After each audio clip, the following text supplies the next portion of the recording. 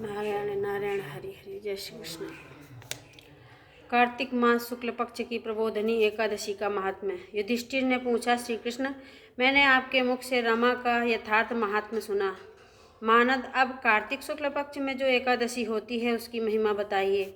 भगवान श्री कृष्ण बोले, राजन, कार्तिक के शुक्ल पक्ष में जो एकादशी होती है उसका जैसा वर्णन लोक सृष्टा ब्रह्मा जी ने नारद जी से किया था वही मैं तुम्हें बतलाता हूँ।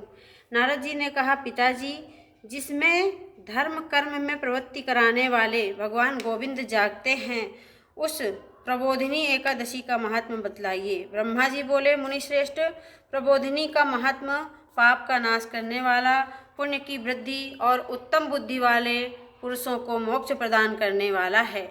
समुद्र से लेकर सरोवर तक जितने भी तीर्थ हैं वे सभी अपने महात्म्य की तभी तक गर्जना करते हैं जब तक कि यह कार्तिक मास में भगवान विष्णु की प्रबोधिनी तिथि नहीं आ जाती। प्रबोधिनी एकादशी को एक ही उपवास कर लेने से मनुष्य 1000 अश्वमेघ तथा 100 राजसूग यज्ञ का फल पा लेता है। बेटा, जो दुर्लभ है, जिसकी प्राप्ति असंभव है तथा जिसे त्रिलोकी में किसी ने भी नहीं देखा है, ऐसी वस्तु के लिए भी याचना करने पर प्रबोधिनी एकादशी उसे देती है। भक्तिपूर्वक उपवास करने पर मनुष्यों को हरिबोधिनी एकादशी ऐश्वर्य, संपत्ति, उत्तम बुद्धि, राज्य और सुख प्रदान करती है। मेरू पर्वत के समान जो बड़े बड़े पाप हैं उन सबको यह पाप नाशनी प्रबोधिनी एक ही उपवास से भस्म कर देती है। पहले के हजारों जन्मों में जो पाप किए गए हैं उन्हें प्रबोधिनी की रात्रि का जागरण रुई की ढेरी के समान भस्म कर डालता है। जो लोग प्रबोधिनी एकादशी का मन से ध्यान करते हैं तथा जो इसके व्रत का अनुष्ठान करते हैं उनका पितर नरक के दुखों से छुटकारा पाकर भगवान विष्णु के परम धाम को चले जाते हैं। ब्राह्मण अश्वमेघ आदि यज्ञों से भी जिस फल की प्राप्ति कठिन है वह प्रबोधिनी एकादशी को जागरण करने से अनायास ही मिल जाता है। संपूर्ण तीर्थों में नहाकर सुवर्ण और पृथ्वी दान करने से जो फल मिलता है वह श्री हरि के निमित्त जागरण करने मात्र से मनुष्य प्राप्त कर लेता है। जैसे मनुष्यों के लिए मृत्यु अनिवार्य है उसी प्रकार धन संपत्ति मात्र भी क्षणभंगुर है, ऐसा समझकर एकादशी का व्रत करना चाहिए। तीनों लोकों में जो भी कोई भी तीर्थ संभव है वे सब प्रबोधिनी एकादशी का व्रत करने वाले मनुष्य के घर में मौजूद रहते हैं। कार्तिक की हरिबोधिनी एकादशी पुत्र तथा पौत्र प्रदान करने वाली है। जो प्रबोधिनी को उपासना करता है वही ज्ञानी है, वही योगी है, वही तपस्वी है और वही जितेंद्री है तथा उसी को भोग और मोक्ष की प्राप्ति होती है। बेटा, प्रबोधिनी एकादशी को भगवान विष्णु के उद्देश्य से मानो जो स्नान, दान, जप और होम करता है वह सब अक्षय होता है। जो मनुष्य उस तिथि को उपवास करके भगवान माधव की भक्तिपूर्वक पूजा करते हैं वे 100 जन्मों के पापों से छुटकारा पा लेते हैं। इस व्रत के द्वारा देवेश्वर जनार्दन को संतुष्ट करके मनुष्य संपूर्ण दिशाओं को अपने तेज से प्रकाशित करता हुआ श्री हरि के वैकुंठ धाम को जाता है। प्रबोधिनी को पूजित होने पर भगवान गोविंद मनुष्यों के बचपन, जवानी और बुढ़ापे में किए गए 100 जन्मों के पापों को चाहे वे अधिक हों या कम हों धो डालते हैं। अतः सर्वथा प्रयत्न करके संपूर्ण मनोवांछित फलों को देने वाले देवादिदेव जनार्दन की उपासना करनी चाहिए।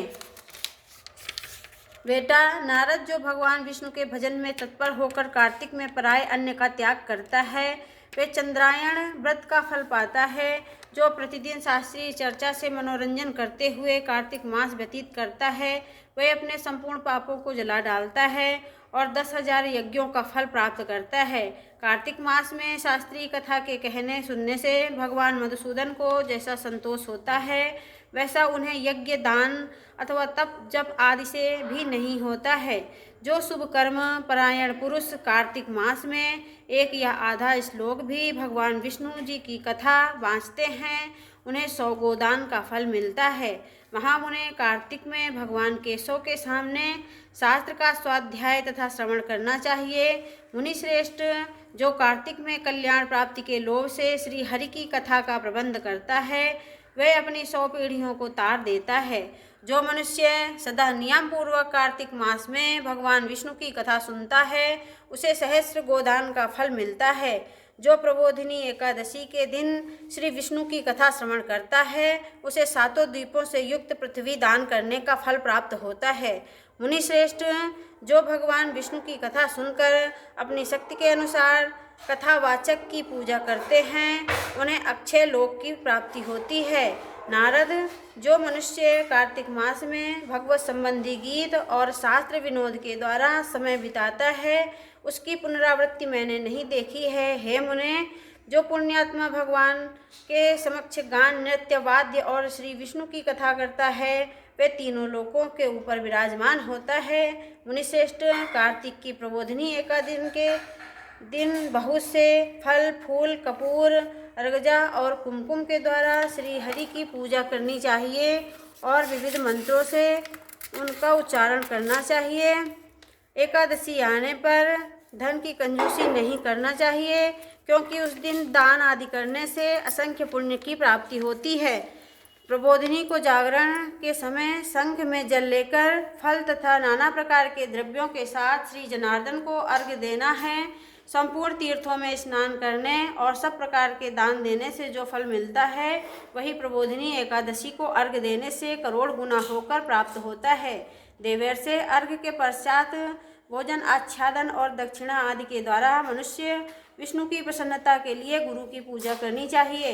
जो मनुष्य उस दिन श्रीमद् भागवत की कथा सुनता अथवा पुराण का पाठ करता है, उसे एक एक अक्षर पर कपिला दान का फल मिलता है। मुनिश्रेष्ठ, कार्तिक में जो मनुष्य अपनी शक्ति के अनुसार शास्त्रोक्त रीति से वैष्णव व्रत एकादशी का पालन करता है, उसे मुक्ति अविचल है। केतकी के एक पत्ते से पूजित होने पर भी भगवान गरुड़ध्वज 1000 वर्ष तक अत्यंत तृप्त रहते हैं। देवर्षि, जो अगस्त के फूल से भगवान जनार्दन की पूजा करता है, उसके दर्शन मात्र से नरक की आग बुझ जाती है। वत्स, जो कार्तिक में भगवान जनार्दन को तुलसी के पत्र और पुष्प अर्पण करते हैं, उनका जन्म भर किया हुआ सारा पाप भस्म हो जाता है। मुने, जो प्रतिदिन दर्शन, स्पर्श, ध्यान, नाम कीर्तन, स्तवन, अर्पण, सेचन, नित्य पूजन तथा नमस्कार के द्वारा तुलसी में 9 प्रकार की भक्ति करते हैं, वे कोटि कोटि सहस्त्र युगों तक पुण्य का विस्तार करते हैं। नारद, सब प्रकार के फूलों और पत्तों को चढ़ाने से जो फल प्राप्त होता है, वह कार्तिक मास में तुलसी के एक पत्ते से ही मिल जाता है। कार्तिक आया देख प्रतिदिन नियम पूर्वक तुलसी के कोमल पत्तों से महाविष्णु श्री जनार्दन का पूजन करना चाहिए। 100 यज्ञों द्वारा देवताओं का यजन करने और अनेक प्रकार के दान करने से जो पुण्य फल प्राप्त होता है, वह कार्तिक मास में तुलसी दल मात्र चढ़ाने से, केशों की पूजा करने से प्राप्त हो जाता है। बोलिए जनार्दन भगवान की जय, बोलिए लक्ष्मी नारायण भगवान की जय, बोलिए विष्णु भगवान की जय। जय जय श्री राधे गोविंदाय नमः, जय जय श्री राधे गोविंदाय नमः, जय जय श्री राधे गोविंदाय नमः।